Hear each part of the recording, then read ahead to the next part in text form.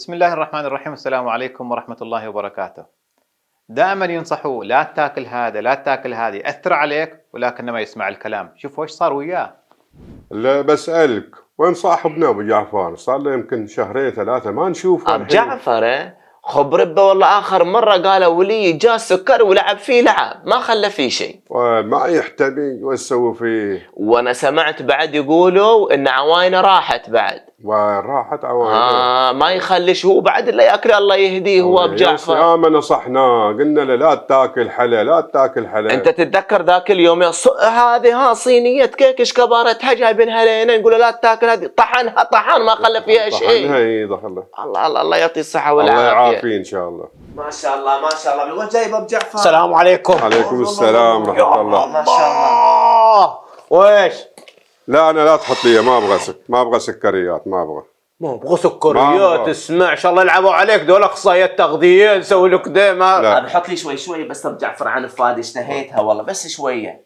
كيل يا ابن الناس كيل. لا نتفه صغيره بس. حط ايش بابا؟ حط له ايش؟ كبيره؟ يحط لي هي. والبقيه وش بتسوي فيها هذا ابو جعفر؟ عجيب عجيب عجيب. الله الله الله الله الله الله الله الله. ها بابا الله. انا بس ابو محمد جعفر بس. لا نتفه. لا والله لا ما اقدر بس شويه يعني. بعد لعبوا عليك. فادي بس لعبوا عليك. لا بس ما اكل. خلوك عجل على تفاح وبرتقال وذا. كيل يا ابن الناس كيل. انت ما يصلح لك السكر، شيلوه عنه لا يخلوه ياكل يا ابن الحلال. ما يصلح لك السكر. واجد ابو جعفر. لا واجد ابو جعفر. يلا احنا رحنا رميتها شرع علي اللي جايب لكم حلا.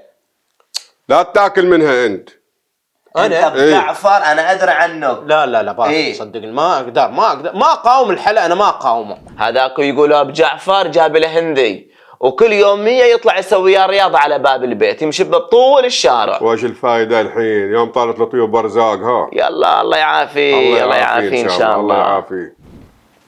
يلا بابا يلا شوي يلا بابا شوي فك لي بابا.